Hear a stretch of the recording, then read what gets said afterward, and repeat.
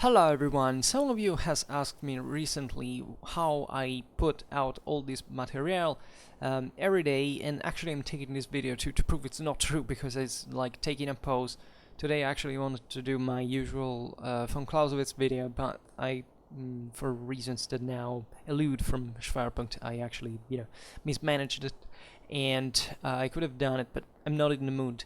And I thought to answer this question and broadening, however, much more to what really, what's a healthy approach maybe to historical learning, let's say, step by step for building something greater than the average. I mean, how does a person get to the point, can look at history overall and starting giving the right dimensions and getting in tune with the, let's say, with the levels of criticism that are required to make a sensible judgment of history and the motivations that really stand behind it, right? Because there is a technique, there is even a dialectic, there is definitely a lot of factors that can push a person to get interested in history and to appreciate it as even as a form of spirituality. If I have to be completely honest here, I think that history gives me a lot in terms of I can say beliefs, and not even just emotions, but it's as if it made me realize how sometimes an action really weighs, if compared with what has happened, with what happens, right? And there are many paths through which naturally you can reach to this state of perpetual interest, if you want, or that naturally pushes you to learn more and eventually to grow a bit more acquainted to the matter than the average, right? And there are naturally many motivations. I would say it's difficult from my perspective to explain how this can occur, for example, without a specific secondary educational path, right? Not that this is something absolutely necessary. I know some of my favorite historians, as a matter of fact, were not historians, and they taught me an astonishing lot of things, possibly exactly because they hadn't studied history, but definitely they had studied else, right? They were competent in other fields. They had broadened their mind, and usually, secondary education brings you at least to a point in which it forces you at least to pass certain stages to develop a little bit. I mean, to applicate yourself for achieving a result, and therefore becoming more ingenuous and essentially building by yourself this capacity that only comes through a great effort, right? And in the lack of these obstacles, if you want, that can be exams, right? That are life plans sometimes of the entire path of secondary education. Even if you head towards the academic one, it's an important path, and that's why, in fact, most people that I presume also like history, have a few to do with that world. Because legitimately history is so vast and beautiful that you can find really whatever you pleases you and makes you get interested in it. The problem, though, and this becomes, I think, a social issue, is when there is naturally a partial view of history, not much because of a political ideology that also happens and influences daily, well, even among scholars, actually.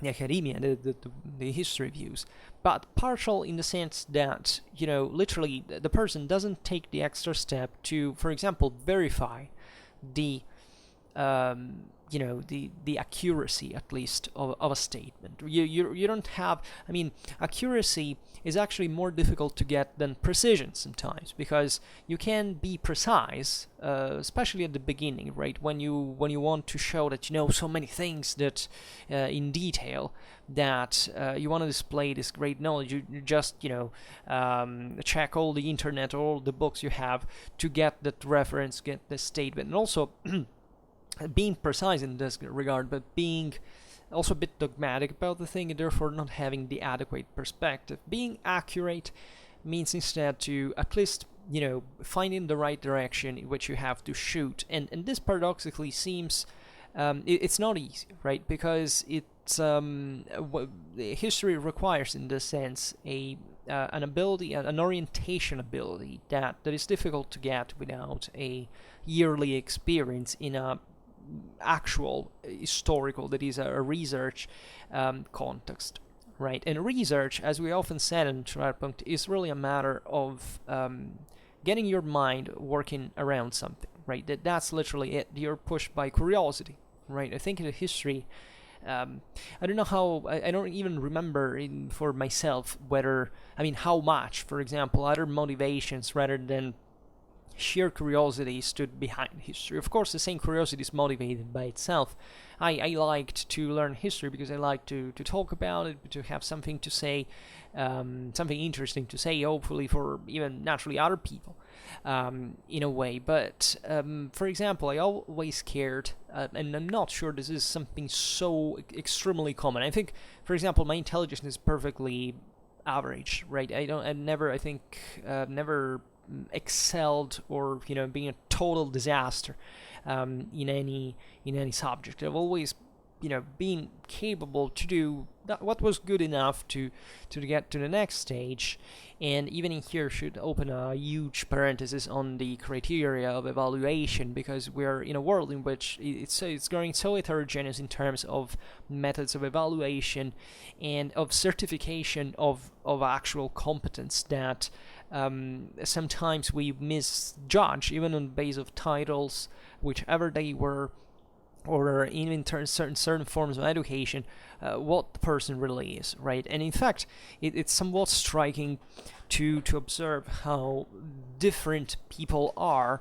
Actually, the more they get educated, I would say. When kids start university, or after having come out of high school, they may have developed maybe a certain competence or a certain preference in something, but on average they know much less, and this much less is usually much more common, right? And this is normal actually in every society, right? That the way history carries you away to faraway places for the same fact that it's basically infinite. It's really something that also diversifies the I would say the criticism, the levels of criticisms that a single historian may acquire, right? In fact, we really joke a lot about there is this sort of competition and rivalry, and obviously a friendly one between the various. I don't know. You're a medievalist, you're an ancient historian, you're a modernist, you're a contemporaryist. We all trace a sort of typical profile, what it means to be, even within the same medieval history. Say early medievalists are in a certain way, late medievalists in another. As a 14th century, at least specializing person, I seem like probably the worst, like the devil on earth. Like the 14th century is a total mess, and also kind of it's fascinating. It's brutally fascinating, and also in here we definitely discount certain preconceptions that we have in many ways towards historical eras and why we characterize them in a certain way.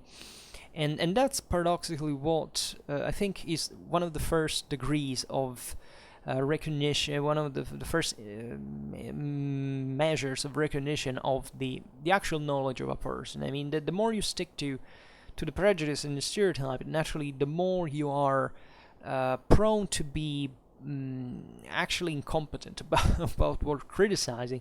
There are some researches I've read that, according to which apparently more educated people are more prejudiced in general, which I don't really know. I haven't really read them or studied them properly, but even in here it's kind of strange, because from one side you understand what it means. Of course, the more a person knows, the more it's prejudiced, right? And guess what? That being prejudiced goes both for positive stereotypes and negative stereotypes that overall, however, are not particularly good. And being prejudiced in this sense means that you've not already judged something or someone before you know them, just because they come from a certain context. But you think that, I mean, it's more likely to happen that something will go in a way, right? That's also, an age process, right? When you're young, you're much less prejudiced, and in a certain way, much more naive. And you tend to express judgments that are very idealistic and fundamentally devoid of consistency, because you haven't tested the concreteness of those judgments in reality, right? So knowledge definitely shapes you in a way that is sometimes really heartless, and that also makes you grow much less idealistic, right? But at the same time gives you more rationality, and there is, I guess, in aging always this intrinsic contrast between missing the emotional times of your youth, when before 24 years old your brain was not even fully developed in a way, and the advantages of later times, as if you grow into more intelligent, but you feel less. This is the problem, and you say, I wish I could, I don't know, fall in love like I did back in the day, how I could feel those emotions, I could dream in that way. But it's in many ways the same concepts that I talk about when we speak of the so-called civilization. I mean, the passage from the primitive tribal world, where everybody feels actually much more, and sometimes even much more genuinely, and I couldn't say honestly, but let's say more frankly in some ways, and then the civilization that takes certain shapes and forms and faces that are sometimes very controversial, but that at the same time we can't deny we're benefiting from. The thing about prejudice is, however, having met people even of certain substantial level of education. I'm talking about scholars, even, I don't know, 80 years old, spent an entire life and that are revered for their studies, etc., to a level of prejudice objectively that sometimes you got to be honest about this. It's you being mistaken about them, right? It's that you don't understand fully what they're talking about because you don't know exactly what they have seen or thought. But the problem with history is that when you get to that point, you also realize, as we were saying before, the diversity of knowledge, of interests, of paths of education, simply of sources, of books, of reads, right, is so it divaricates itself so strongly that sometimes this prejudice it's recognized as a sort of more of dogma towards maybe your personal life, career, curriculum accomplishments, rather than an actual conviction, or at least something that you feel as still open to judgment and discussion, which in certain cases, especially when you get peremptory critiques, or you find yourself in front of a situation in which you feel that you've been misunderstood, right? And when you feel misunderstood, chances are just that you have done a mistake, right? Because people wouldn't criticize you without a valid reason, especially if they're competent, right? And it happens. You say, but about this thing, maybe you weren't right. So it's always a risk, and the same prejudice that you see in others is actually occurring within yourself at the same time. But also from the other side, you realize that in fact the other face of it is objectively that person doesn't know a lot. We discussed maybe about the thing that you have studied, right? And he's dealing with it like saying, look at this kid, maybe he just started studying this stuff for 5 years, and he doesn't know what he's doing because it takes 20 years at least to know something well that level.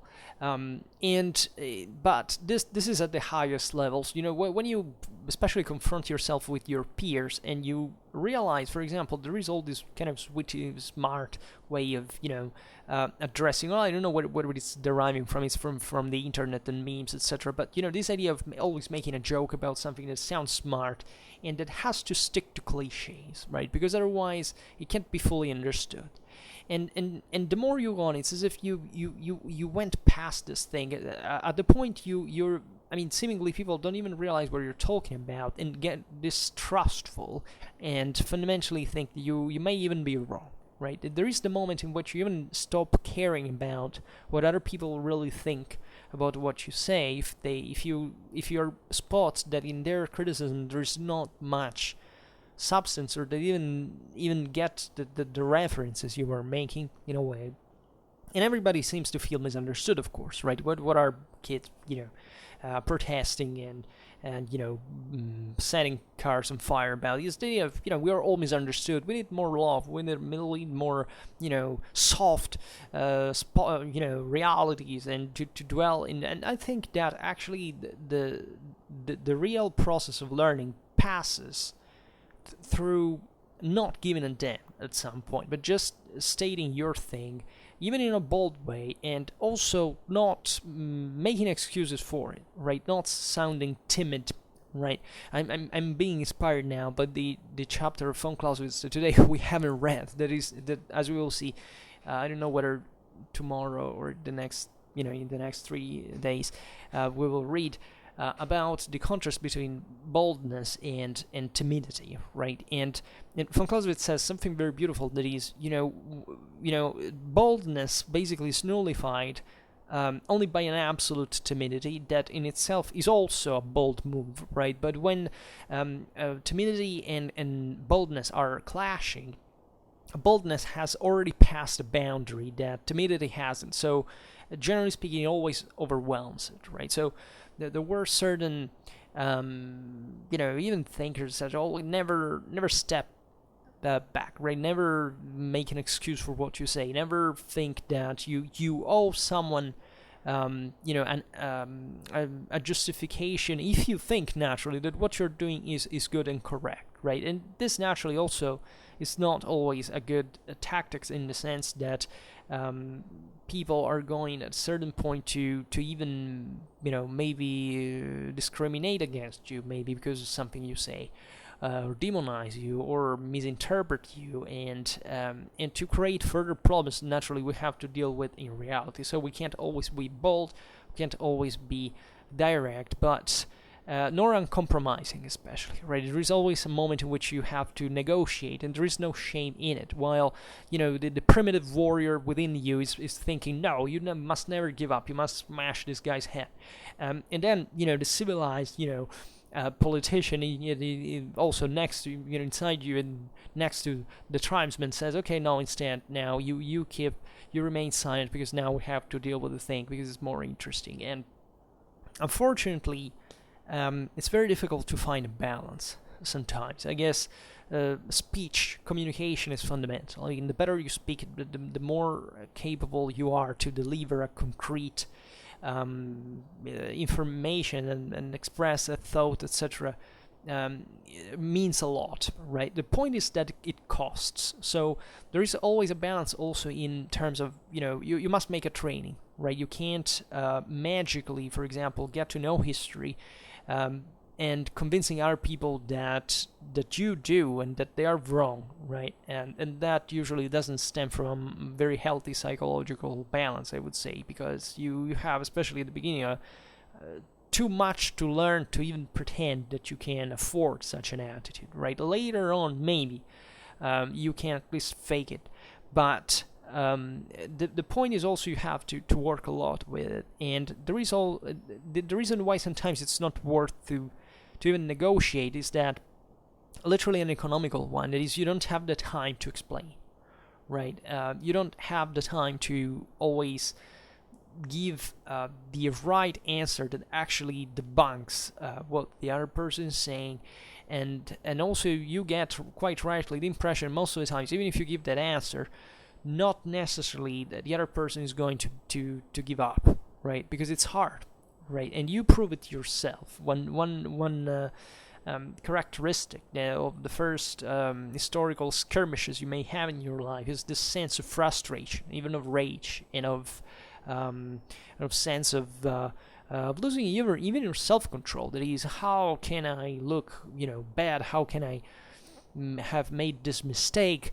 I hate that person. I don't want to see him anymore. I mean, there are dramatic hatred that emerge in history, even at every level, right? But that seemed to be increasing a lot recently, thanks to a higher education, at least on average in the masses. The overwhelming access to the internet, and therefore the occasions to simply confrontate, with someone that basically is in your own condition, and possibly creating an illustration. You never know what it's in the other person's mind. And it's a tough path that what I want to say about the prejudice is that sometimes you do find that even people that you thought were extremely intelligent, because maybe you know their work, etc., when they step immediately outside, literally next door to their topic of specialization, they make some atrocious mistakes, and then at that point you start saying, but does it happen to me as well, right? Do I make this mistake? Because you see, I am constantly scared, right, but of saying something that can be wrong, right? And sometimes even the ease with which people just step into the darkness by saying some of the most stupid things out there without thinking it twice, without having checked a book or two before stating something, is disturbing, right? And that's why I fear sometimes the forms of education and criteria of evaluation and certification of competence, because I think we are losing the ability to recollect, to connect what we specialize in, what we grow expert on, to the world even of practicality, right? I personally, I don't know, I've always felt myself fairly unsophisticated as an historian. I'm a person who is capable of an enormous amount of work, right? If you put me on a trail, I will just go there. I need my time, etc. But I'm going to make something. Some people don't even think that, are you crazy with that? Why are you spending in the process, naturally, many energies that also, for one mistake, for example, can be enormous, right? But when it gets to, let's make the article that has not even a comma out of place, and that just, however, about writing about an extremely limited thing, in terms of, I don't know what in your mind. I don't even read many articles after all, but at least in the environment where I work, and I see sometimes certain titles that I even wonder, but who's ever going to read this stuff, right? You normally get this statement, this question from people who maybe hear enormously macroscopic topics of medieval history, and they're so ignorant, they say, who cares about that, right? There are lots of people who say, I remember once I was making an exam about, it was medieval Islamic history. I remember we met this girl in the corridor with my colleagues, and she studied, I don't remember what she studied with that, and when we told her that we were following this class, she started laughing, like, what are you studying? Medieval Islamic? It wasn't an ideological thing. She actually genuinely thought it was like such a minor, useless stuff, because to her perspective, these are normally things that happen, incidents that happen in the very first years of university, because later on, I don't think a master degree student would ever comment in such a way, because at that point you have hopefully acquired a level of, but it happens to do, for example, with military history, right? There are many people out there who think it's somewhat an eccentric interest, and it's not just because of they think it's not important, because sometimes we have not been enough educated as a society about war, which is what we are constantly reiterating on Schwerpunkt, but also because, in fact, there is a moral problem posed by that, right? As if, standing war equated to being maybe a militarist or a nationalist or even worse, actually, or that, not caring about that was even a positive thing, so that, being a pacifist, for example, or just, boundless multiculturalist was by definition a positive thing, which actually it is not in the same way. Other extremisms are actually not healthy.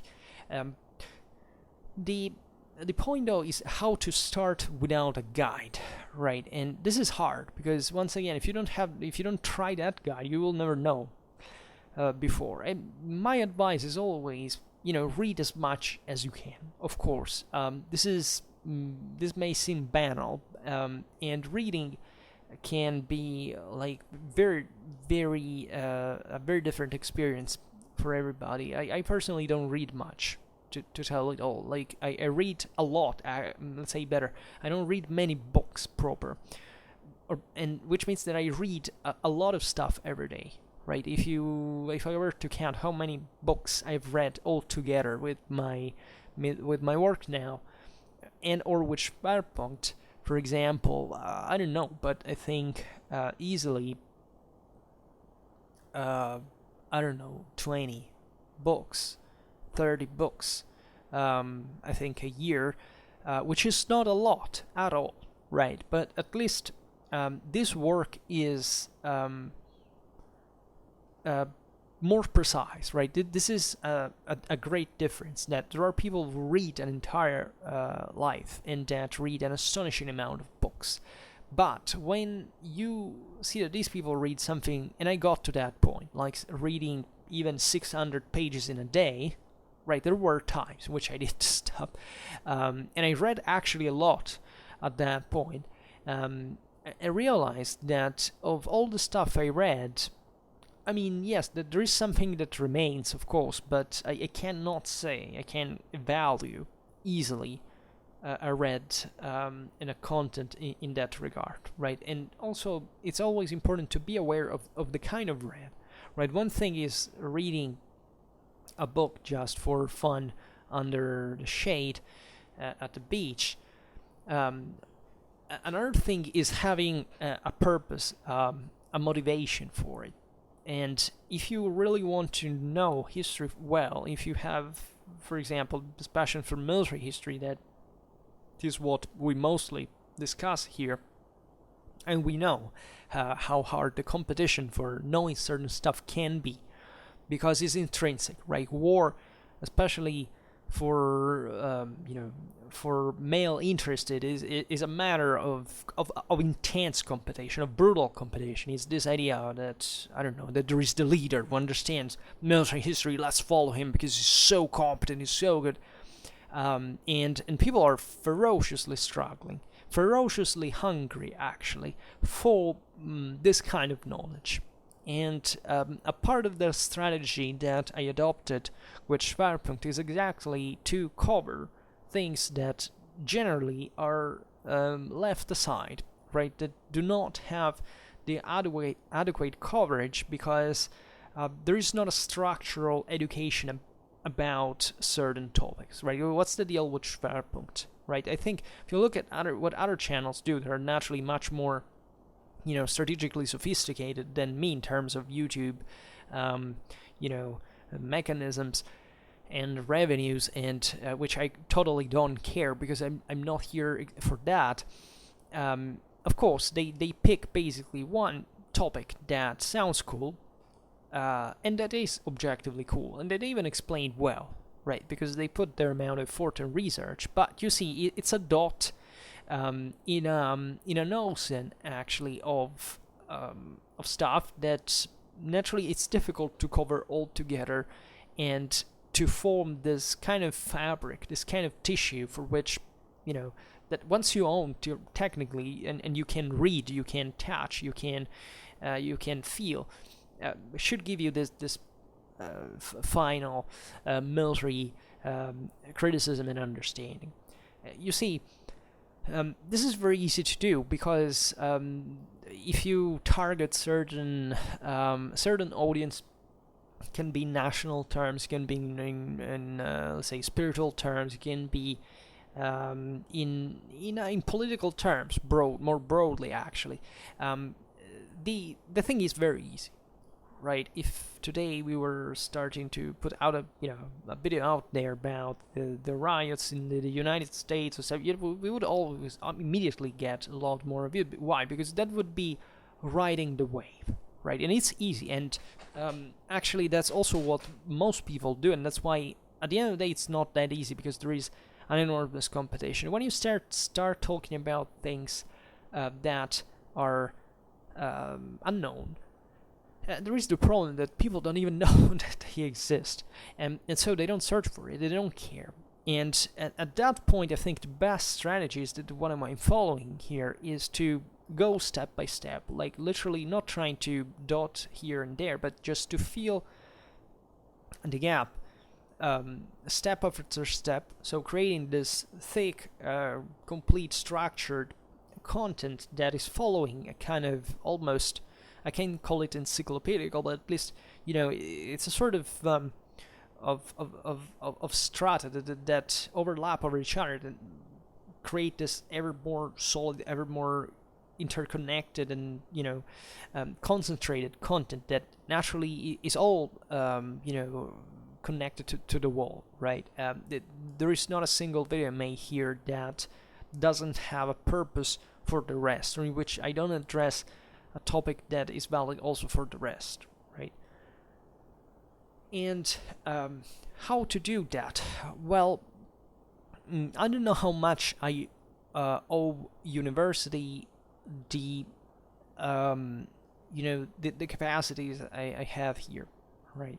For example, I learned languages totally well at school actually, but eventually I developed on their own. When I finished high school, I didn't know how to speak English at this point. You can easily see how my early videos on Schwerpunkt actually sounded like, and it was pretty lame. And I still even thought that I could express myself in English. Now it's somewhat better, not this huge much, but it does.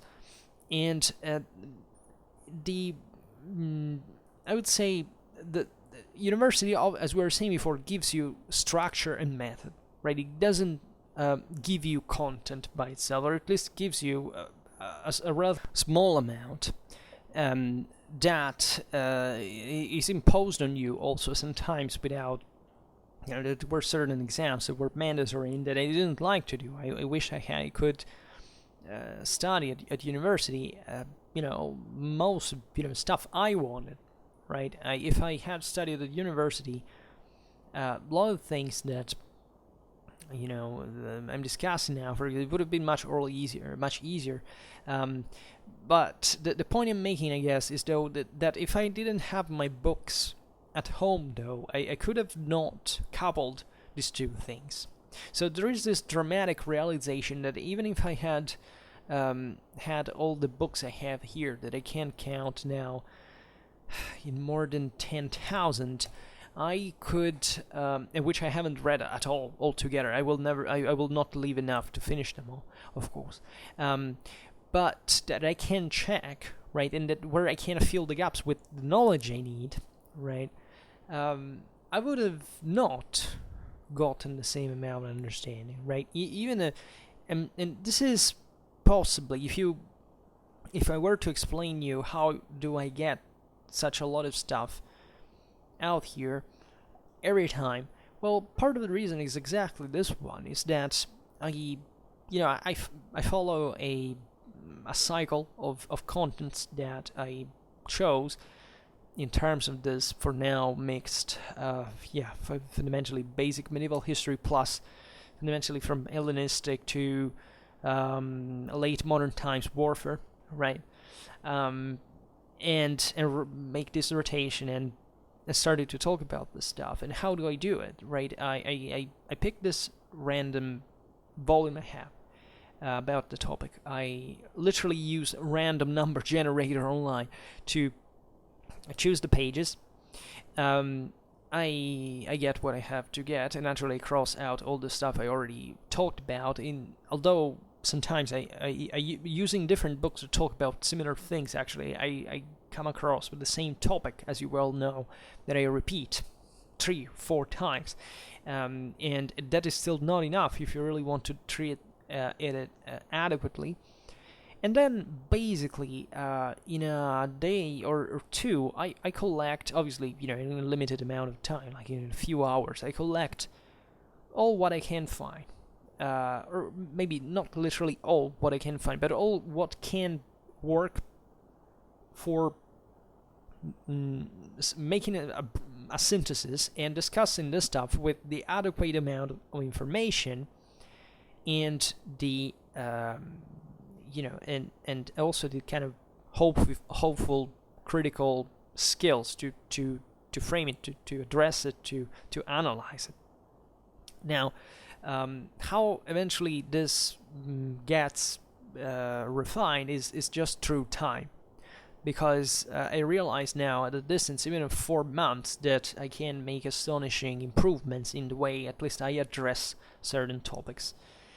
So hopefully this is a skill that I don't want to lose, but that is also very easy to lose without exercise. It's like with languages, right? You maybe learn English in school and you think you know it, but until you don't speak it every day, it gets rusty and you can't express yourself effectively. So this is a tragedy, because also with other languages that I studied, I wish I can read them, for example, easily, but I can't speak as well.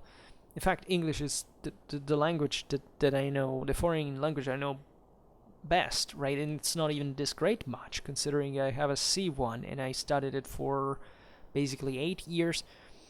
So yeah, just for telling you how difficult it is sometimes.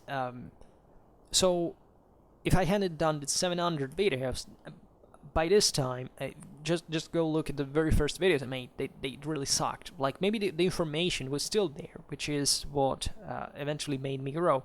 But definitely the videos I make now are kind of better in general. So this is just to say how I do it, right? It's not that that difficult. The thing that scares me now is that I use this copyrighted pictures that are I blur every time, so that I don't and I use actually a lot of video, of pictures in every video, and actually many of them are actually copyright free as well. So I don't think that this constitutes such a, I don't know whether it is fair use. I'm pretty sure it's not, but sometimes I spend more time collecting those than actually preparing the information. I'm downloading all the videos I made so that at least I save the audio if this thing will ever be shut down, which I hope not, because I see that copyrighted pictures are used everywhere, and I presume without license, at least in most, the overwhelming majority of the cases that do not get sanctioned in some ways.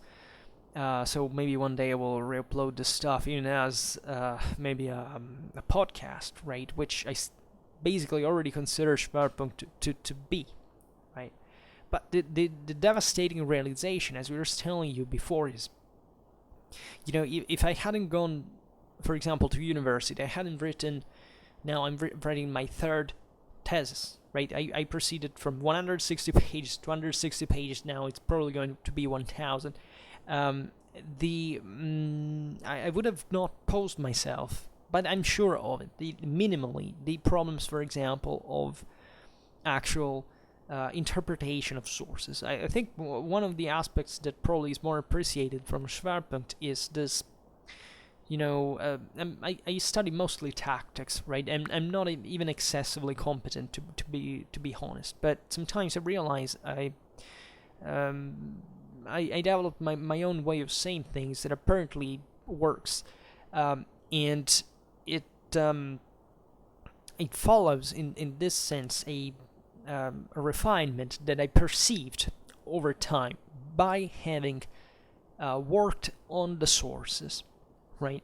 This is, it's another banal statement, but if you don't work on the sources, which what most people who care about history, getting interested in history, actually do not do, you can't go very far, right? An enormous difference, in fact, that is always made is try to reconstruct a battle, right? A simple one. Let's pick one of the ancient times where there are very few sources, and just see the amount of, just through the primary sources, the amount of problems of interpretation that emerge from reconstructing that battle, right? And if you really want to get refined about military history, of course the trick is very simple.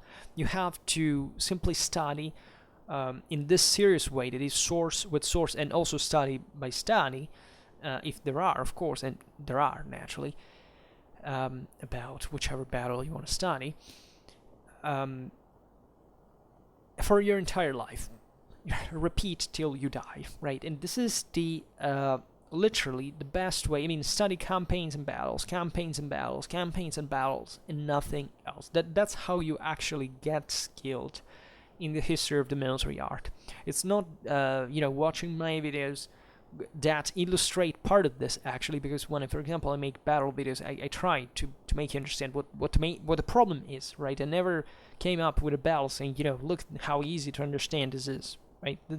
What is fascinating is to make sense of something that is problematic to interpret, and actually this is what people also like to do in general, and that's why I presume we study history in this regard. That's really the way you have to do, but you will not get this even from reading blogs because you see, you can even read a blog that is very authoritative. There are some bunch of them that I don't read, but I know from certain reliable acquaintances to be saying actually things I agree very much with, and that I derived from my own actually, and coming to the same conclusion of these people,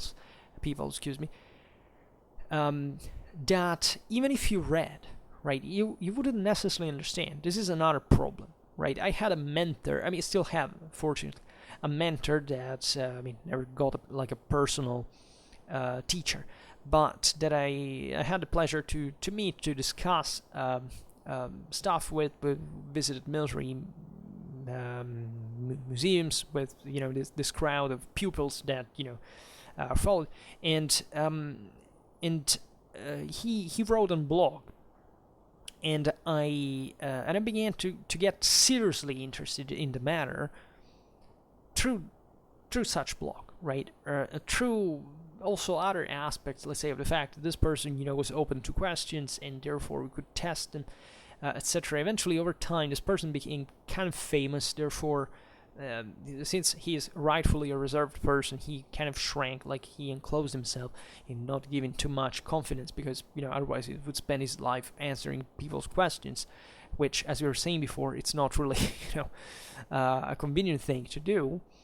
And that, however, if I had read before knowing the person's criticism and critical skills and levels of analysis, I would have not understood on my own, right? Because I hadn't posed myself the question to just, to address the historical matter in the same way. I hadn't been taught to do so. I collected this bunch of, back in the day, of blogs, to say, okay, I will, simply by having this the security of saving them, right, of having the link on my folders, so that I could go back and as a treasure, right? But eventually I didn't read much of it, and I hadn't even been able to distinguish the wheat from the chaff. Why? Because I hadn't posed myself the problem, because I had already put myself psychologically in the position of just reading the stuff in my free time, and possibly even getting sensible and important information, because it also starts life from these things, but never getting to how these people actually knew about it, because until you don't go to libraries to search for specific studies, if you don't study the sources, etc., you can't see what the whole deal is, right? And what happens otherwise is that people fundamentally follow just a sort of authority hierarchy. That is, wow, this person gets many likes, this person, seems to be saying something sensible, I would just imitate the things he says, right? And I will simply repeat them and feel superior about it with other people. I will get this phraseology, even learning how to write and to express myself in the same way. And that's also how you grow, right? But once again, until you don't write your hundreds of pages over a campaign that actually poses you in front of the fact that there is not, mommy next to you helping you with translating a passage or trying to make sense of it, or orientating yourself on a map. I can't boast that I've always been able to read maps pretty well, but this is another thing. But I can tell you that for the rest, I'm very lazy, and I had difficulties at the beginning, and it is difficult. And especially one of the greatest problems is, where the hell do I get the sources from? That is an issue, right?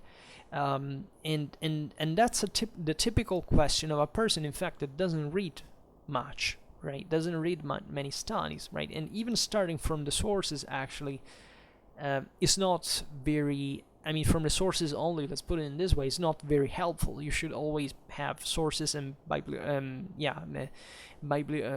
say historiography next to you, and having a bias actually for the source, because that's the single it has the precedence, right? But always realizing that, for example, if you had to translate a text, like, think about how much there is about classical philology, and what do you know if you've never read a source that that it's using a reference from another source that is copied in for a specific reason, that had a specific goal, right? That's where the criticism actually takes place, and I mean should enter in the equation. And you can get there only if you take a study that also seriously addresses the sources. Like, there are lots of studies nowadays published even by good publishing houses that are actually very superficial. Like, they don't really show you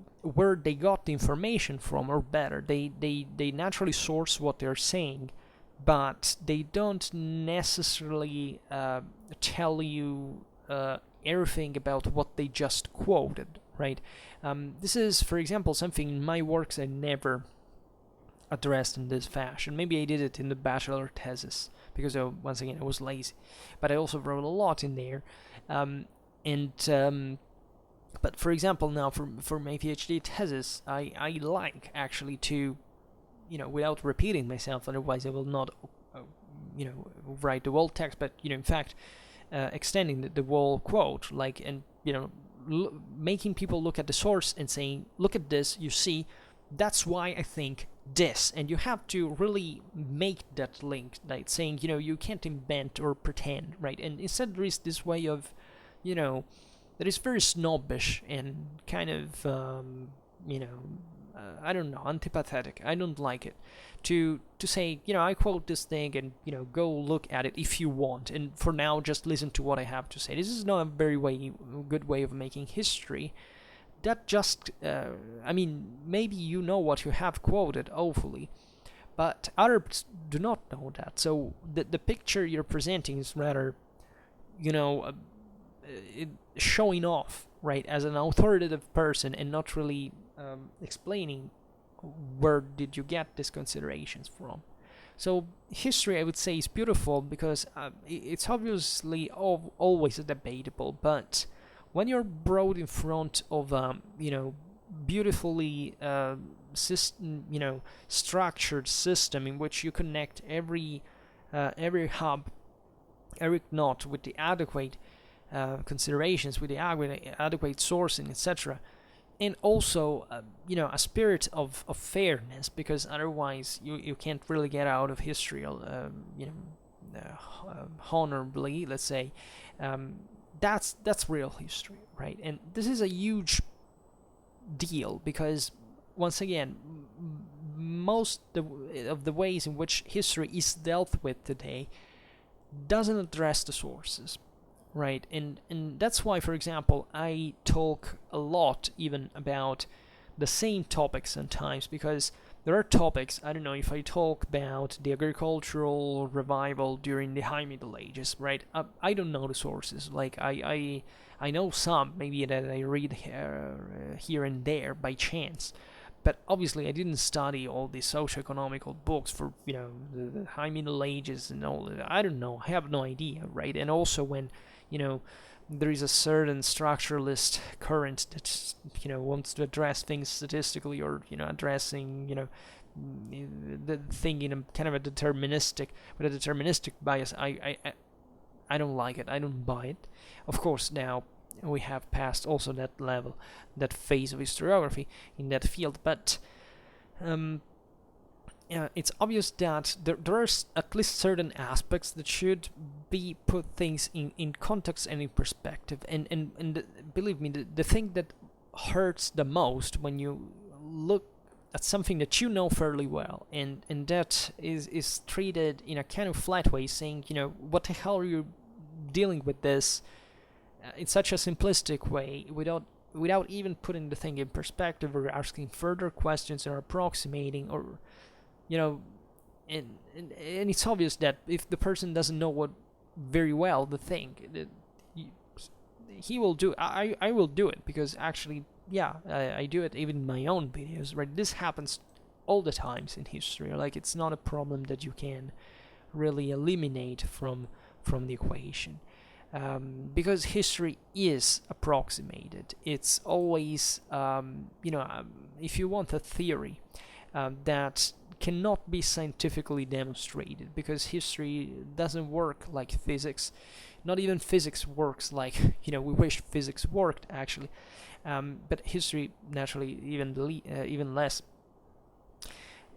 So this is a problem that really separates those who care about history and that are aware of the problem and try their best to make sense of certain problems, and all those people who maybe are even very, they've read tons of books, they like history, they're enthusiasts, but at the end of the day do not add much at that level of interpretation. On the contrary, they maybe perpetrate certain mistakes and misinterpretations and lacks of perspective. And I think all we need now, frankly, is perspective, right? It's not a way to let's say, make relativistic statements. On the contrary, it's to say, okay, let's be more objective as we can. Objective doesn't mean, to make a favor to someone.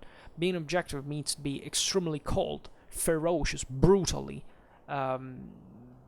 honest, right? Even if you have to hurt someone in the process, right? And this is also another great problem we have with history that is also very painful to address, because it doesn't seem to me that that we're even caring about the actual usefulness that history has for society, right? I actually wanted to make a video, I don't know whether yesterday I was thinking about it, about the Latin motto, Historia Magistra Vitae, right?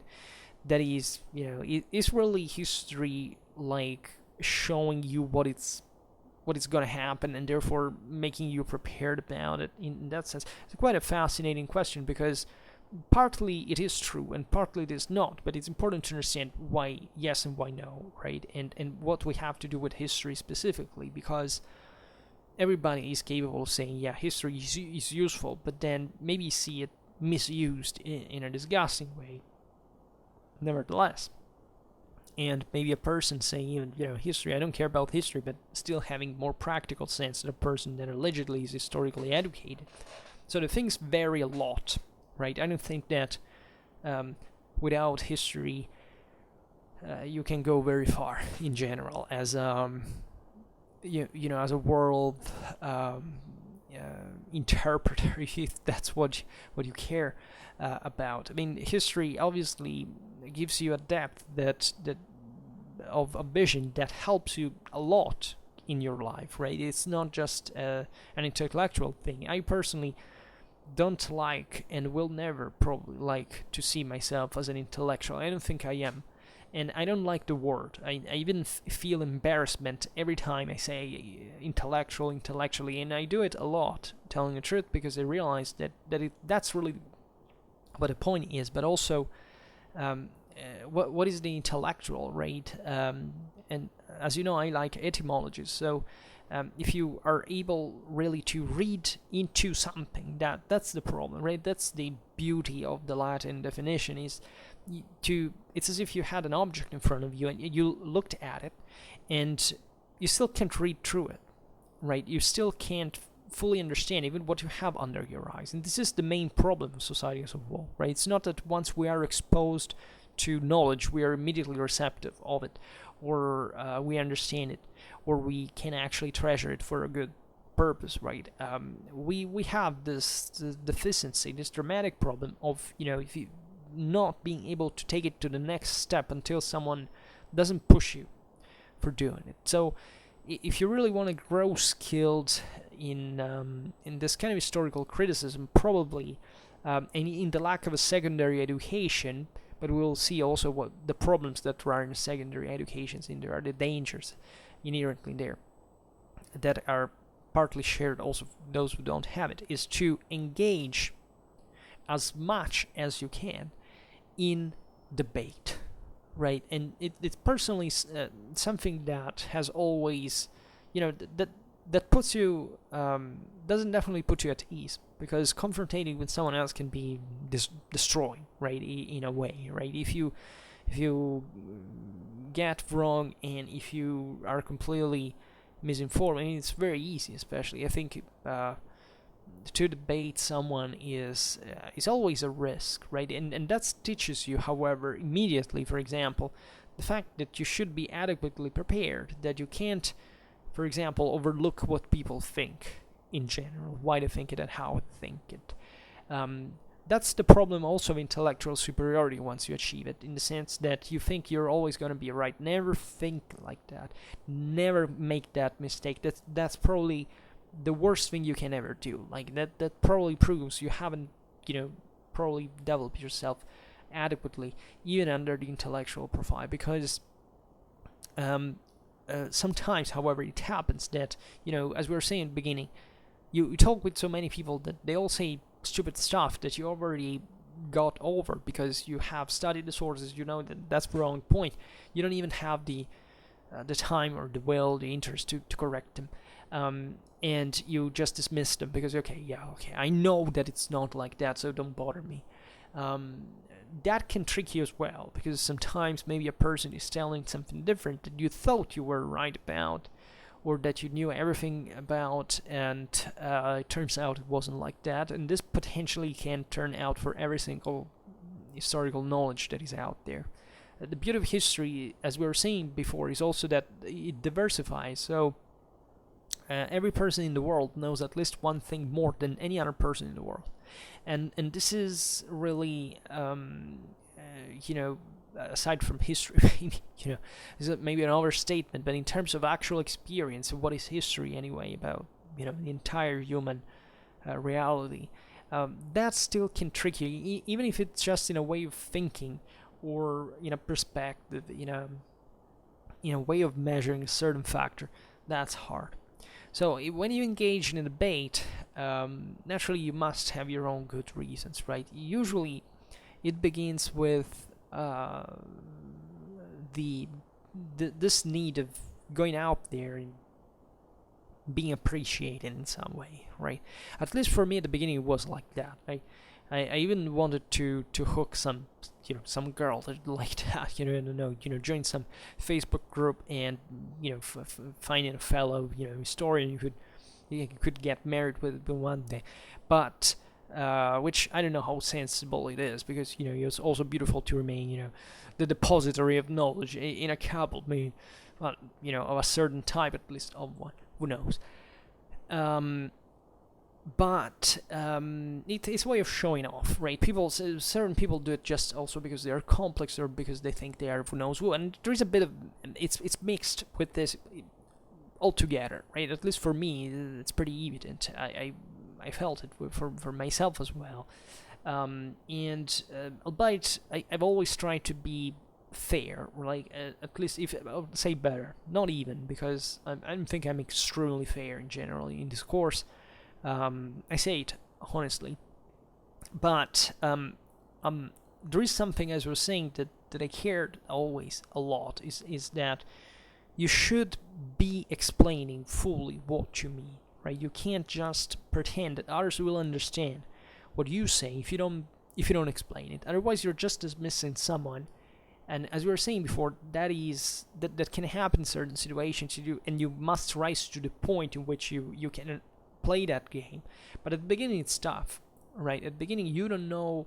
I remember one thing is dramatically evident, that when you get in a group of people that know more stuff than you tend to you're disoriented. You can't give the specific weight to a certain opinion. After some years, it's child's play, right? It's very often the case that you meet people that you thought were, kind of intelligent at the time, and you surpassed. You said, "Wow, I can't believe I believed that idiot," and how simple his mindset was.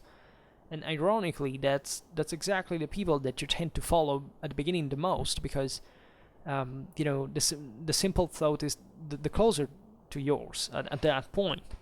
So you tend to follow that unsophisticated path that probably you're already following by yourself. In the process, I would have liked also to make a video on how to, actually made one, I think, but it was not very technical in this regard, how to address how to get armed in a debate, right? And or better, to participate just in a discussion randomly, because social networks nowadays are more or less like this. Everybody says his own stuff, and then there's rarely an actual face-to-face single, like a duel. Let's put it in this way. Definitely, there is one thing. First of all, it may seem banal once again, but be always reasonably certain about what you're talking about. It's actually, I would cross out that reasonably. Be certain about what we're talking about, right? If you have something to say, first of all, realize that people may not be interested always in listening to you, or something that is repeated by someone else, or other things like that. But secondly, if you have to say something, just be sure that you are in a well-armored tank, right? Get your stuff from books, check it precisely, write it in a decent way, in an intelligent way, in a non-repetitive, non-cacophonic way, right? People are less prone to listen to what you have to say if you express yourself poorly, right? That's, I would say, there is a psychology debate that sometimes penalizes people that are actually consistent with what they're saying, and that however get bypassed.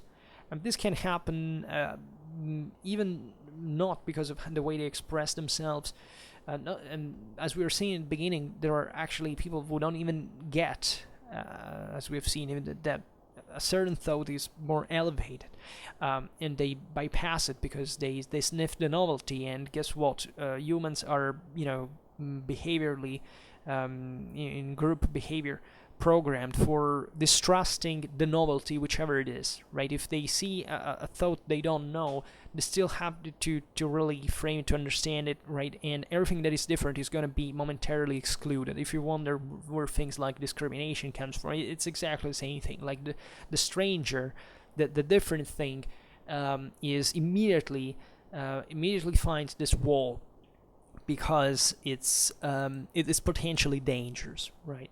But in knowledge, I would say there is a more,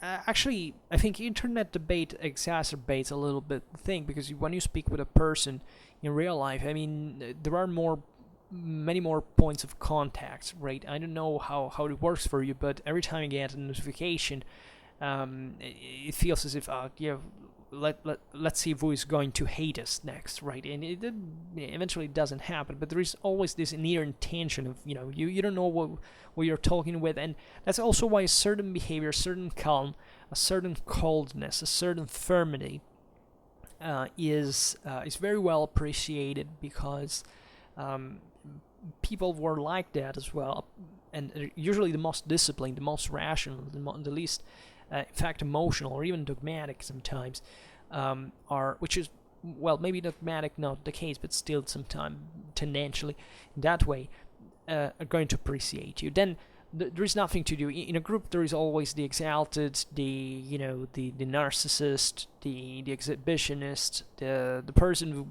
comes out there just because they have some problems to solve with themselves. But those, as we have seen also even in history videos, are part of society, and they're even a functional part of society. They're fortunately a minority, because if they were a majority, we would just spend our time like there would be civil war in the streets every single time. But the issue here is that the colder you are, and the more authoritative you sound, right? This is a very hard lesson to learn, and it's the same lesson of discipline that we addressed so much in von Clausewitz, also in our military themed videos, right? The hothead doesn't get anywhere, and this is typical of younger people. But this is in this sense, age also has to do with the actual amount of education, right? If a person is not soundly, and when I say education, it's because in my language we use this word in the sense of actual, even like politeness and manner in a way. So if you're not disciplined in that sense, you're going to be a kind of sociopath, or a social person that can't fit with others. But it's easy to trigger a person that is mentally immature, right? Sometimes there are beautiful historical discussions gone into, or just simply read, where you see that, once again, there are people who are presented with all the possible information, and there is not even the denial, like cognitive dissonance, where you're presented with the actual evidence, you refuse to acknowledge it, to accept it, make it fit in with your previous view. But that don't even get, like, they're convinced about their fairy tale, and they will not abandon it, because to them it means everything, that maybe they have built a life over that lie, right? And it's obvious that they will not give up, because to do it would be to to recognize sometimes that they were idiots, right? It's like with those people who, I don't know, let's not make silly comparisons, but even about politics, right? Or there are, if you're not prone to change, I think this is the paradox too, that the more you're prone to change, the least you're going to change, because you're arrived at the point at which you more or less have an idea of why you should be opened, and you have already a solid hierarchy of of knowledge in some way, but especially this criterion that really guides you in a healthy way, that is already based on something, right? Sometimes in a debate, it's hard to remain cold, and probably even the most what appear as also the most disciplined people generally are not. This depends largely on how you are. For example, I'm a pretty stormy person. I have rushes of thoughts and passions, and this when I read something, I get easily emotion. I need either to feel the need to respond or to comment or to say something, always very sometimes also stingy and precise. So I feel the heat of that that temptation, right? And I think it's normal. Like, it's not that people are apathetic and they should remain so, but they should be able to discipline their feelings. And this is hard. Once again, it's something that has to do with your discipline, self-control, but also confidence with yourself, right? If you manage to maintain control, to express yourself calmly, to be precise, right? It's always more convenient, it's always more effective, it's always going to lead you somewhere, right? And that's why I said, especially if you don't get through studies of certain consistency, initially, or at least if you are preparing for them, getting in a debate is pretty good, right? It's possibly I can't see an intellectual growth without debate, personally, even if it's something I wouldn't like to be so, because sometimes it's you feel it's not worth it, like you're disturbed by it. But it turns out, even statistically speaking, I mean, we live in an age in which it seems like everybody's complaining about something, right? And about other people and so on, as I also always do in my videos, by the way. But it turns out that statistically speaking, people were asked, were you? This was specifically about internet discussions, and saying, do you ever feel kind of angry because of there was a substantial amount of people who said, yeah, I feel angry. I wish, there are so many idiots here. I wish that it had not happened. But I disliked that feeling better, because the actual response was also, but you see, I wouldn't like this to disappear. Like, these people were asked, would you like this incident not to have ever occurred? Do you think that these are, or better, that these discussions are useless, for example? And most of the people, an overwhelming majority, said, actually no, that these debates are healthy, because we realize that, after all, that's a way of fixing things. Because guess what? We are social animals, and in true language we can, and through this confrontation, we can really get something work in our mind. So if there wasn't that, right, it's as if we recognize instinctively the necessity of these fight, right? People like fights in general. Like, we all like the drama and the who's winning, who's losing, and this stuff. And it's sadistic sometimes, but it has in it this it's because we are driven by certain values and ideas that evidently are useful for our society, and we feel the need, we must fight for, in a way. There is the point, I would say there's a point in which, if you feel that the environment, whichever it is, if it is just a group on the internet, etc., is not challenging anymore, so that you're just repeating all over again the same thing, and people, no matter what, will not understand it. The idea is get away of there, right? Start actually talking yourself about stuff. And guess what? This is exactly what I did. I spent a lot of years just for fun and on Facebook groups. I began for those same reasons I was saying before, right? I had just started studying history at university. I wanted to show off and stuff. I got into the meat grinder, and I realized that I didn't know everything. I realized that I wasn't that knowledgeable and educated as I thought, and I began to search for more elaborate stuff, more sophisticated stuff. I began to buy books so that I could verify whether this other information was true. I began to collect them, but began to search, and even that passage of searching sources and studies is crucial, right? If you've never done it, it's difficult to get the stuff you need, right? We made a video, I think last year, which one of you that is also very let's say enduring follower. I don't know, I lack the term now. Persistent follower, and I thank him very much. He asked me, what about books, right? Which books should I read to get a better? And I don't remember how that video was titled, but it's in the Notice Out On playlist, and you can find it there, because there are all these kind of reflections aside from the historical topics we discuss. And you see, that's a vital moment, because you being addressed by someone like, which book do you suggest, right? Of course, if that person is competent, saying, okay, read that book, it's gonna work, right? It's gonna do. But then maybe you meet someone else who say, look, that guy doesn't really know what he's talking about. Read this, that is better, or at least do that. And in the process, you first of all, you start to get stuff on your own, right? And it's very easy actually to get books nowadays.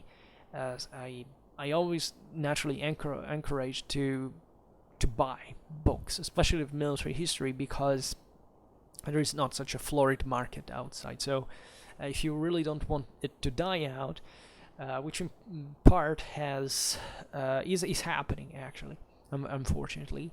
Just to tell you even how much people care about military history in general, buy stuff, but it's very, very easy, to get in other ways that you can understand books out there. Like if you type on Google like some Ospreys, for example, in PDF, you will get them easily. You say, oh, you read Ospreys. You know what? Ospreys have this huge variety of contents, but in quality. The first Ospreys actually sucked. There were even very bad mistakes. But if you get the latest Ospreys, actually have they're very precise. They're very good synthesis, and they have all the bibliography. So people who criticize the Ospreys fundamentally, I think, are people who say, those are booklets. They're not real books. These are real books, and they get all the bibliographical information you need, even updated and very well formulated with this incisive punching, English design, exactly for containing more information in fewer words possible and being precise as well, right? That's a kind of style even of language that we should aim at. And I don't read Ospreys very much. As I was saying before, I don't read many books overall. But at the moment, at least because I'm busy doing, I read, before I said 20, 30 books every year. I don't know, frankly. I completely invented it. It's possibly more, it's possibly less. I don't know. But the point is, those are books you can get stuff you need very, very easily when you have a question. And if you learn 10 new things every day, even from those books, and you learn them seriously, and you can really get very far in a few amount of each.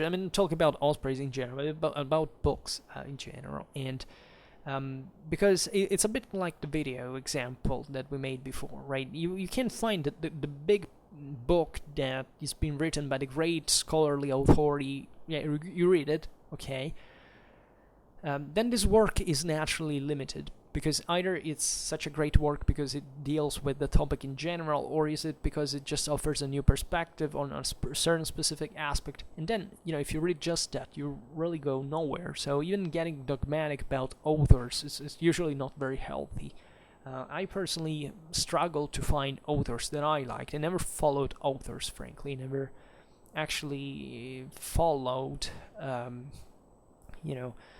spoke about my mentor before, but I always felt like another person on another level of the, in another life, in another person, and I never felt like I was following the person. I was following the person to get some information, but not because I wanted to be like him or to be a copy of him, or because I wanted to be under the shade of him, or because I thought I could, by quoting him, I would get always, but absolutely not. I think the beauty of knowledge is that you can have it on your own, and it's something that is truly yours and nobody else's, right? Even if you learn it from other people, but that it becomes your essence, right? And this is maybe another issue so from a bibliography, even from just an Osprey bibliography, you can get to the most updated and best, more specific books you need about a certain topic, and you can start from that. And it's actually very easy, and I don't probably have such a great strategy. For example, I started my PhD without knowing much about what I was going to research, right? My master thesis wasn't about that same topic, not even my degree, my bachelor degree. I hadn't read much, right? I knew something generally, but I simply decided I want to go there. But just think, if I could go back in time, I say, think of having learned this stuff since you were a kid, and therefore you could master this stuff, now in a way that you can't even you can dream of, even if it's already actually very advanced, because I think I have accomplished something in these years. But then I would say, but in order to do that, I would have lost this capacity of looking around that actually is the one that brought me here, and therefore maybe it's really about wasting a bit of time, right? I'm obsessed with time, right? To me, the time is obviously the most important resource we have and basically I live half of my um, daily solitude thinking of, oh my god, I wish I had had more time for doing this or doing that. Looking back at, I don't know, even at my childhood, my adolescence, saying, if I had had those, if I could have stopped the time and it could be lectured by my today's self, even just, for double time of the life I've lived, I would be such better, right? And then I'm still here, and I get overwhelmed sometimes by the, I like to get, shipwrecked in this dream of having gotten more time and having spent it to do things that I understand the importance, however, only today, because I have lost time at that point. And that's fascinating, thought-provoking.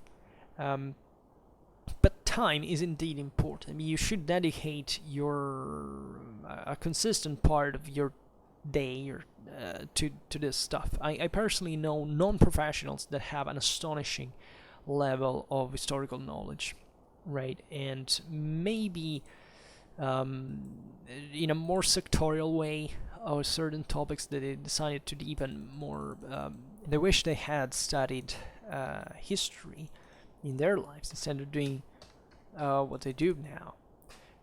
To me, personally, traveling has been has constituted a great part of the, I would say, the motivational source of my studies, because as you know, I am basically like my contents on Schwerpunkt are heavily biased on somewhat France, Italy, and Germany, right? And this to me has a huge meaning. Like, most of what I do, historically speaking, is aimed at stressing the, obviously also other countries. If you look at Spain, if you look at the United Kingdom, and every European and every world country in a way, but definitely here I've never actually explained this stuff, but there is a deep mover here that to me doesn't make history. I have a specific motivation for making all of this, and I hope I am, for this very reason, to be as unbiased as I can, even if I recognize my partisanry. I don't know how to say that, but even my Western-centric view, or Western-centered, let's say better, because I take some I wouldn't say pride, because I would somewhat contradict myself, but I feel for certain things that even when I saw made me understand, right? And there are certain things that are better left untold sometimes, but when I think that you meet, there is a sacred fire, I believe, and when you feel it burning within you, there is nothing that can stop driving you in that sense. I mean, that idea of primitiveness in civilization, that is always a struggle within it. I don't know if this has to do exactly like that. I don't know whether that fire comes from, for example, the how this fire, for example, glues the two things. How I think there is a human drive and motivation in this regard, that we do create civilization because deep inside we want to live what we were before, in those emotions, in those dreams, in those visions that we had and that we lost though during the path, and how where this will bring, it's difficult to say, because we have been rising, growing quite so rapidly that you even wonder at this point certain things about humanity as a whole, that will be broken at some point. I mean, given that society is artificial, at least in the way it is currently, and even how it was like ever since we stopped being hunter-gatherers, in a way, will we ever lose control, right? We will ever, always be able to manage what we are making work right now. And if the answer is no, well, at that point, it's probably the darkest day for anybody who believes really in civilization, who thinks that this has been all worth it, right? But let's not get too gloomy in this regard. What I wanted to say is just that just understand that this is like a travel, right? And that what you see passing by is something you will keep with you over time. It will not go away. There are certain things that you cannot erase, you cannot cancel, right? The beautiful ones as the ugly ones, the happy ones as the sad ones. There is probably a difficulty in accepting that also we change over time, of course, that we would like always to be with a certain spirit, with certain ideals. Then we realize we're bending them for the sake of practicality, right, and reason, and for not getting into. But I think that history is a constant struggle. History is a constant fight, right? It's a constant way. I will not give up this thing, right? If you told me to abandon history, in the sense that don't do something else in your life, many people are obliged to do so because they maybe can't eat otherwise, or they can't pay their rent. This is very sad, and it brings to those problems that also bring to the misinterpretation of history, because it's easy for frustrated people to become evil, right? If you don't like, for example, your life, yourself, how can you be positive about the rest, right? You're going to be disruptive about it, and this is a problem that in part we can't overcome, because there is always going to be the emarginate. There's always going to be injustice, right? This is what pretty soundly even religion actually shows us pretty clearly, right? Abandon the hope that in this world we can have justice, because this does not belong to it, nor this world actually belongs to us, which is another important deal. So in history, like in any other aspect in life, you always wonder whether this will have made a sense. And as always, we answer, we don't know, but we can make our own sense. Well, history, I think, is a way of making sense of it. One of the most answer giving activities. It's really the mirror in which you can look and say, now I see better who I am, what this whole thing more or less for our interest has been about. And the beauty of it is that it gives you further motivation. I think if you don't know history, you're poorer of spirit. You're going to be less motivated. You're going to be more trivial, more superficial, not seeing the point. Sometimes not even for evil, right? But for simply because you don't care, right? You think it's not going to make a difference. It does make a difference, right? So if you can overcome this, if you can, let's say, acknowledge that the history can be your way, and you can do this without any second, I can say without any second motivation, because of course we all have other motivations that go on. If you think about the family affections, and even our place in the world, that is important in general. But you need to follow a wire, to follow a thread, and I think history is a very good one, and it can help you in every moment, right? Either once you read about, I think military history is the most useful in this regard, because it really shows you some of the most miserable, atrocious, and unspeakably violent realities. But you look at them, you say, you wake up and you say, wait a second, is this what humans can be as well?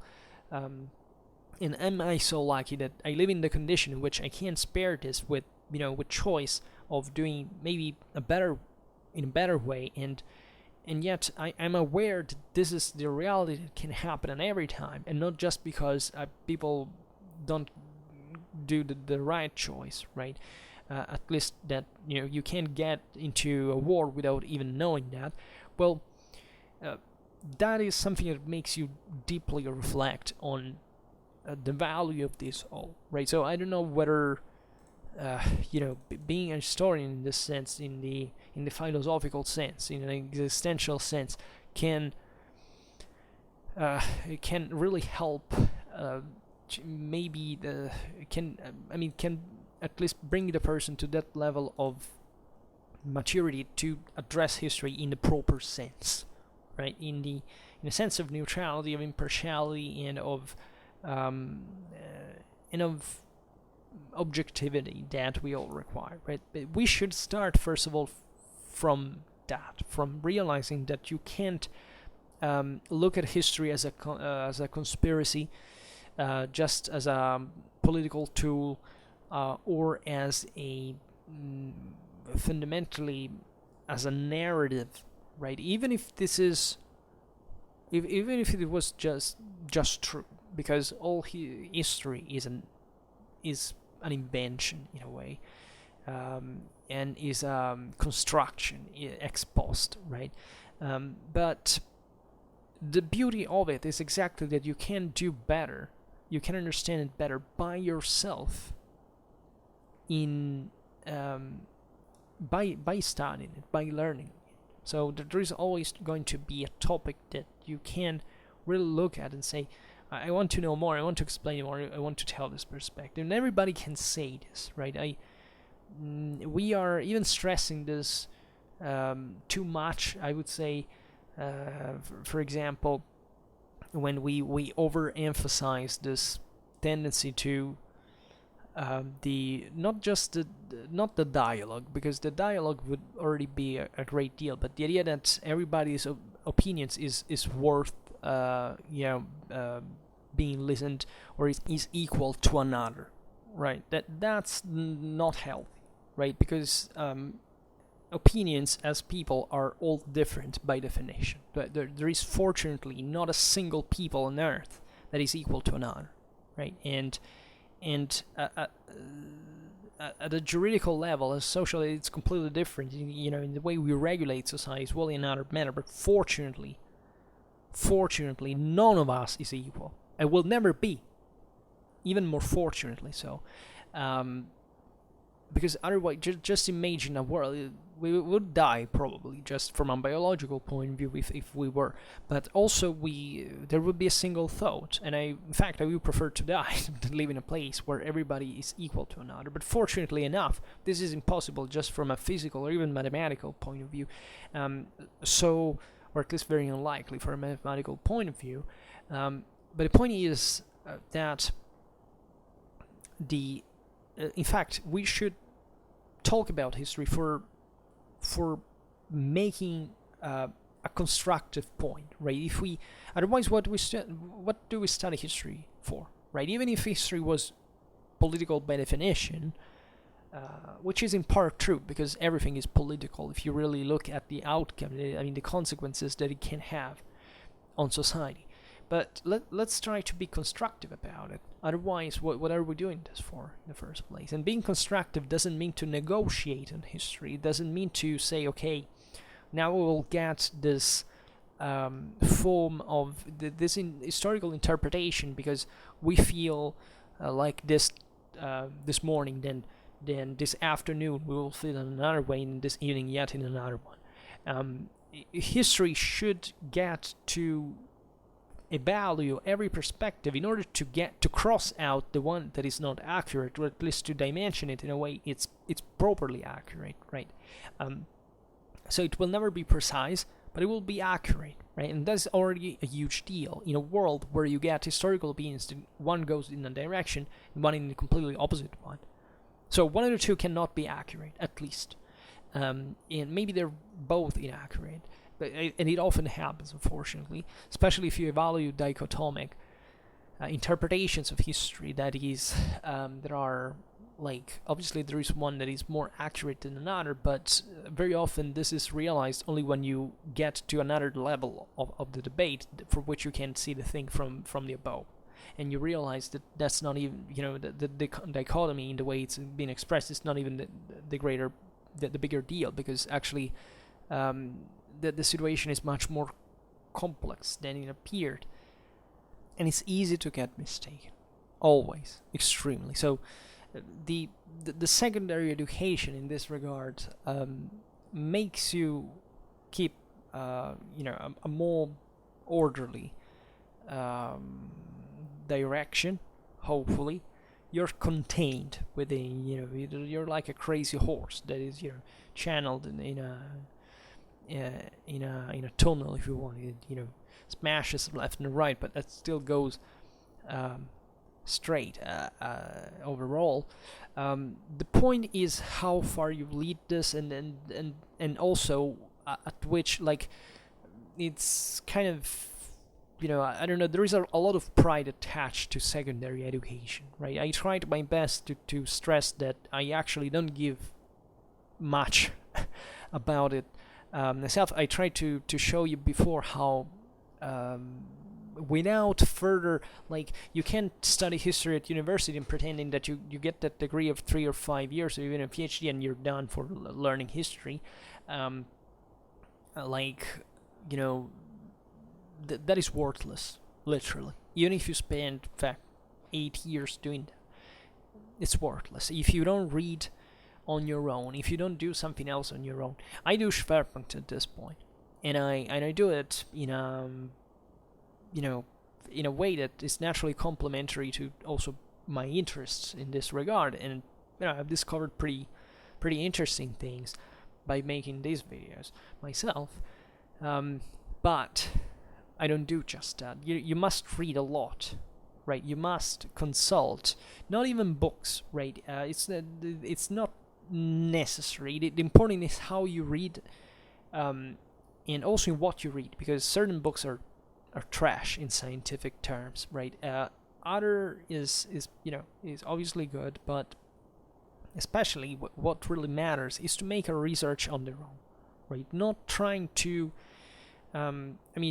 to receive passively information, but go actively taking for it, right? Because when you read a book tendentially, the attitude is, let's read this book, let's hear what he has to tell us, as if you needed to be convinced or to get information poured into your knowledge. That is also fine.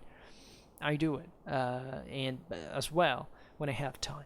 But it's much more fruitful to really go search for stuff and to build a concept, to wonder stuff, to pose questions, right? If you don't want to sound like a moron, like you can create a fake account, start making all the possible questions, and unfortunately I wouldn't tell you where you would get accurate answers. Something that is extremely funny and useful, and I'm planning actually to make a video about this, but I don't have the let's say the courage of proposing you such a thing, that is to make a question in a random history group and see the kind of answers that I get, and commenting them together to try to I wouldn't say psychoanalyze, but to try to understand why certain people write certain things and how they phrase it, and where they're wrong, where they're right, what they what are the most common dynamics you can see in these debates, and how to recognize the what works and what doesn't, right? That would be a very useful thing. I actually if you even if YouTube comments, YouTube videos comments, for example, let's do it, Frankish history. Let's make this example. I type here randomly Frankish history, and I choose it because as I said in previous videos, I basically boast the fact that I was the first person to talk about Frankish history on YouTube in a kind of slightly more developed way than this weird stuff you can find Here there is the first video I get. I will not criticize its content, not even its comments, because it's actually a channel that I like. There's one of Third Cities, the historian, that by the way makes very similar content to mine. He's more also into American politics. He's a bit more biased than me towards classical history. But he made interesting stuff here. For example, the history of the Franks to 768 CE. Right, you could even skim through the comments, but that are not by him. But let's make this one. No, this one is also from a group I read. This one, okay, there is this documentary. It's about Charlemagne and the Saxons. I will just tell you this, and I will not tell you which one it is. So that is, but just to make an example. And it has actually very few views. 6,000. It's not very. Let's do something larger. The Franks. Here there's my playlist. That's what I was talking about. This is pretty hefty. It's from a guy that also makes kind of decent contents, but I feel, at least, because okay, these are all contents that are complimenting him, because he's not as sensationalistic as his History Channel, where makes stuff about aliens and all that weird stuff. So fine comment. It already tells me that in a way that this content on average is better. Then this is comments about his voice, and for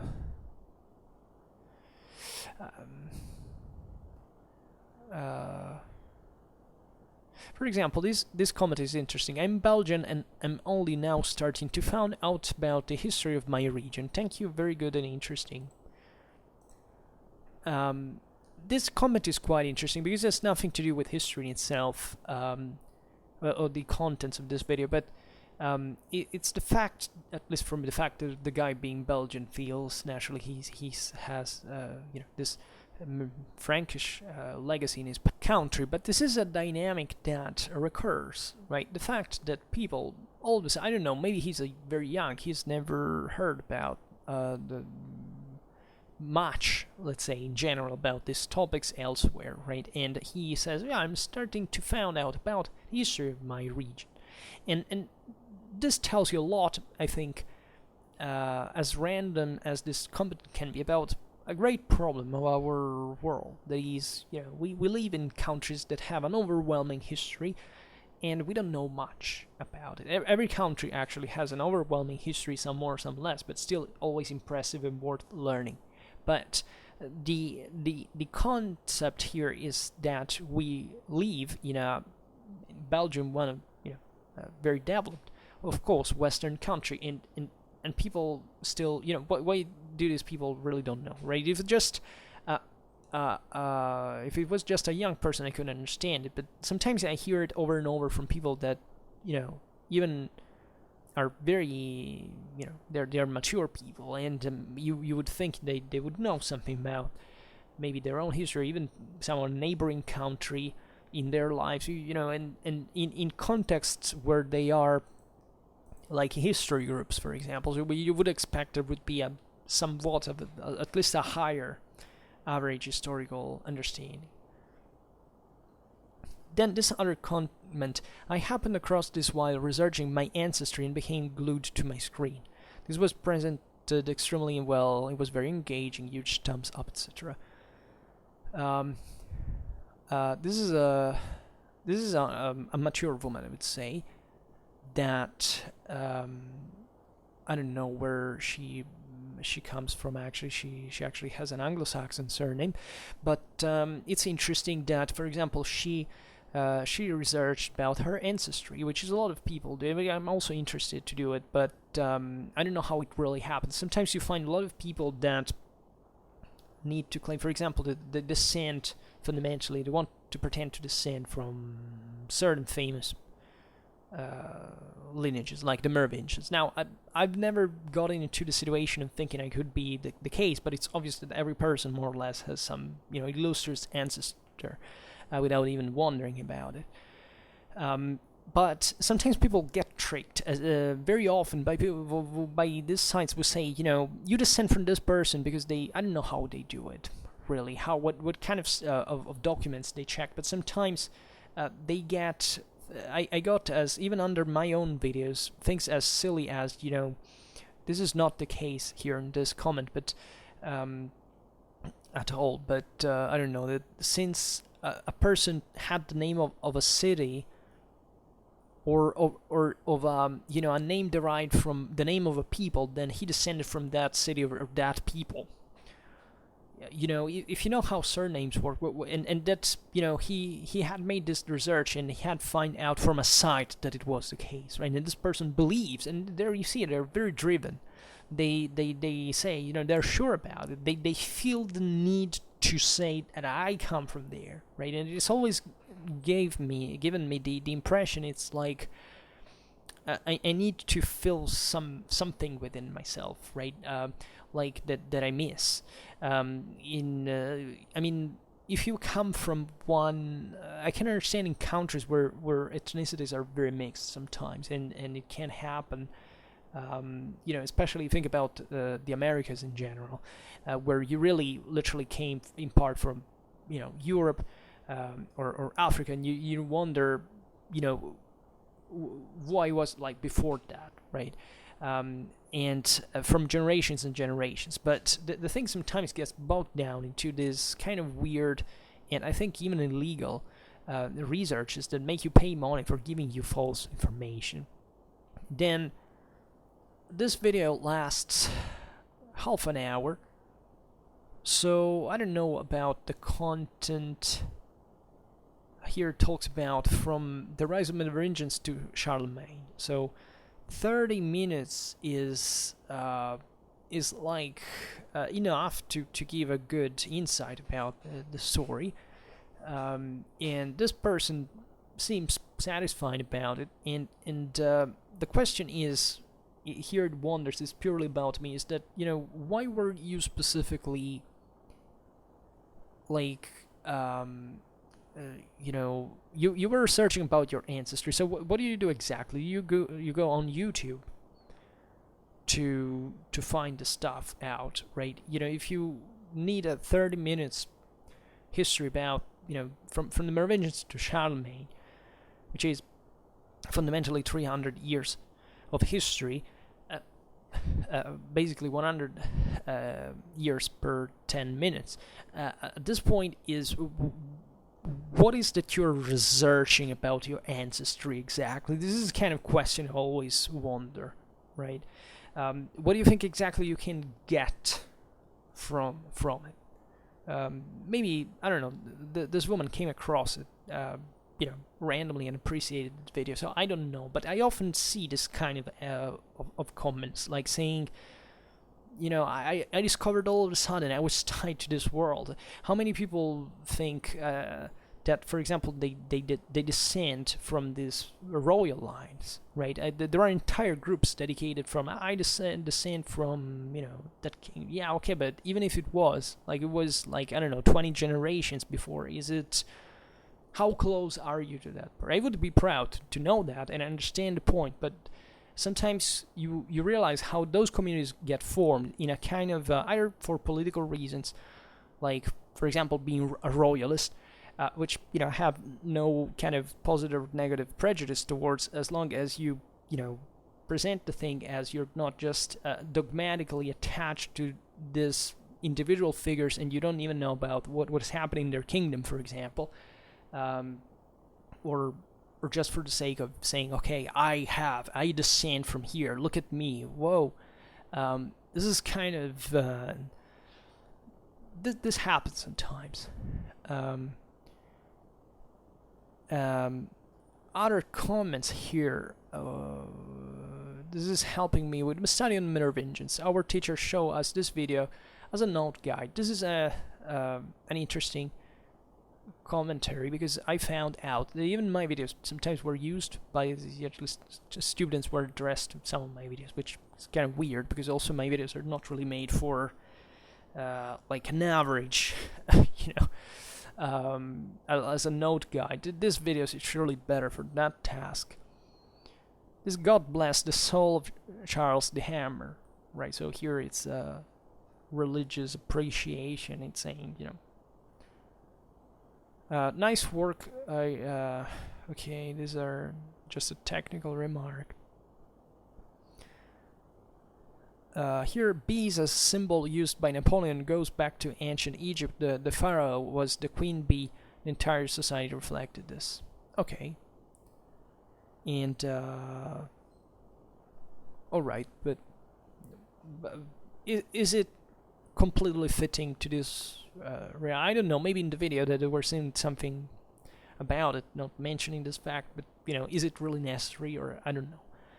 And if you go as far as talking about bees in this content, you know, what is also that you're not saying about it in the video? That would be interesting to know. Just to say, okay, let's talk 30 minutes about this topic, and that is very wide, and let's try to make people understand more or less what this thing meant. We talk about bees as a symbol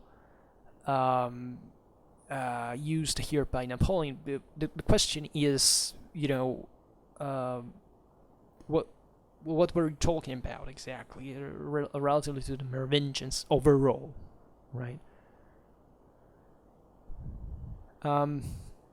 This video is this comment is also more interesting. It says, funny that in English-speaking literature, the battle between the Franks and the Moors is called the Battle of Tours. In France, we call it the Battle of Poitiers, as it happened in Verneuil, just outside Poitiers, a good 40 miles south of the city. It's probably referred to as such because of Tours' episcopal status. True, by the way. And a really good video, by the way. Okay. You managed to squeeze quite a bit in short half hour. Yeah, so at least here it's appreciating the fact that, and here, by the way, there were 17 sub-comments that I don't know how. And it became an issue here because here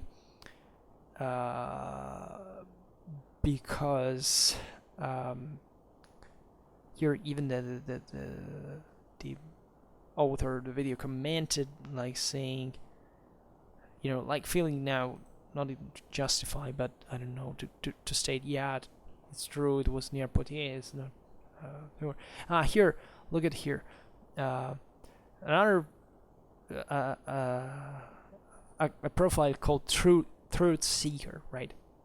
Blunder. One of my historic great grandfathers is Charles the Hammer Martel. The Moors got such a creaming over in that battle, they started calling it the payment of the martyrs, right? This is interesting. I had actually never heard it. And another person says he's my great grandfather also, right? And here, an answer to Truth Seeker, delighted to read that. Of all French history I learned as a kid, what imprinted me the most was the sentence, Charles Martel écrasa les Morts à Poitiers. Charles Martel crushed the Moors at Poitiers in French. And I still do not know if it was indeed considered the most important event in French history, or if it was my own take. I would have to ask other Frenchmen about that. However, I'm certain that if it is still taught in school, the wording must be very different. I would not be surprised if nowadays Charles were presented as a villain who won the battle by treachery and prevented France from escaping barbary and the Dark Ages through the light of Islam. Now, this is a very critical comment that actually sounds also very ideologically driven, because in France today, yeah, probably, I mean, if you look... I don't know, that there are lots of Muslim immigrants in France. Probably they have a different opinion of the Battle of Poitiers. But in the French, I assume that they don't really, you know, see this battle like Charles Martel is, you know, in schools is depicted like a monster that, you know, saved, actually prevented Europe from being civilized by Islam, right? This is an excess that actually contains polemical issue that is, the political correctness and leftist interpretation of history and this stuff that exceeds, because if this is definitely a conservative, and as a conservative myself, the point is, why do you have to bring it, to hyperbolize this and to you don't sound credible when you present this, even just by an option, right? I don't know. Maybe I don't know. Maybe in some French school, some professor may have stated this, that Charles Martel was a monster or something like that. It's possible. I actually can relate to this, but that this is a general, widespread feeling in France, I don't really know, right? And also, the question is, why would be school a place where kids should be taught in a way or another that Charles Martel was just a positive or negative individual?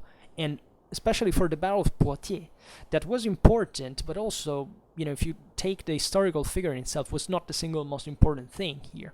I would like, for example, to see if this video actually talks about probably it does actually, about the let's say the ecclesiastical policy of Charles Martel, the seizing of the ecclesiastical lands, what the historiography thought about it, how he was depicted by the same ecclesiastical sources at the time, what he triggered actually as a system of clientelage and military. Sometimes they're called even reforms in this regard, because of the creation of what would eventually become the, later on in the centuries, the so-called feudal cavalry, right? This person complains, and most of the people here say, Charles Martel is most important because of Poitiers. And this is kind of old historiography, right? Because of course it was important about Poitiers, but overall the figure is much more important than Poitiers as such. Here someone says, don't mention the Catars, why not? And here another guy says, the Islam has yet to emerge from the Dark Ages.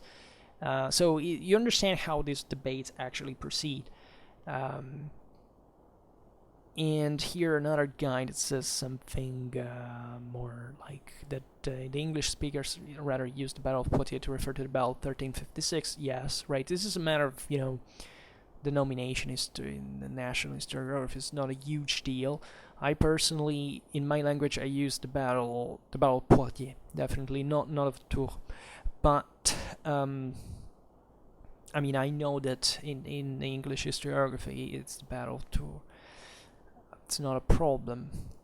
Then this other guy writes, all barbarians, presumably, pagans, Catars, were Serbs. Oh my god, what the hell? Says, no sacrifice was used in Slavonic culture. Excuse me. Clovis was a Serb. All Serbs in Central Europe have been killed.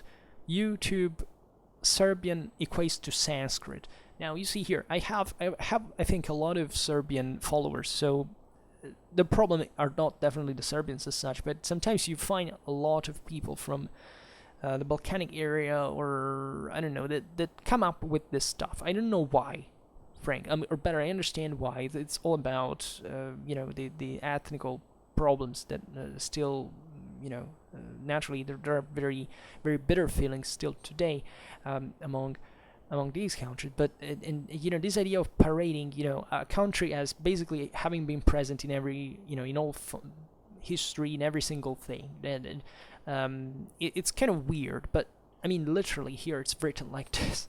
So the fact that the sacrifice here was not performed like in the Catars, like it was, I guess it was in Slavonic culture. Now Clovis was not a Frank, was a Serb. All Serbs in Central Europe have been killed. Here mixing the fact, talking about the Sorabi that disappeared from, this idea of the genesis of the Serbians, not just from Eastern Europe, but also from the Western Slavs that came in part to the Balkans. Here you see it's in Serbian equates to Sanskrit, right? Serbian being an Indo-European language, surely connected to Sanskrit like many others. Like there are many Latin words that are like the same in Sanskrit, but the question is, or Germanic words for that matter. The question is what this old conspiratorial thing has to do with history. You see, this is an interesting tour in YouTube contents to make you understand if, what if these people had been given an actual, order in their mind, right? Would we be better as a society? Probably yes, right?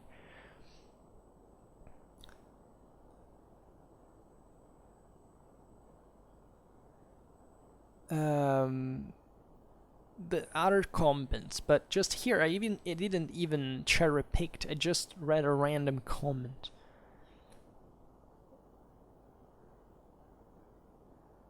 Here there are other comments, but I don't want to make you waste time. Anyway, you probably already stopped listening to me at this point. But it's kind of fascinating, like to mingle in this. Excellent. Okay, no, it's generally appreciative content because probably it's good content here. It's fair, balanced content, and I don't know here what the world is, but this was just an example I was talking about, right? Weird stuff that happens, right? Weird orientations that happen every once in a while, regularly, cyclically.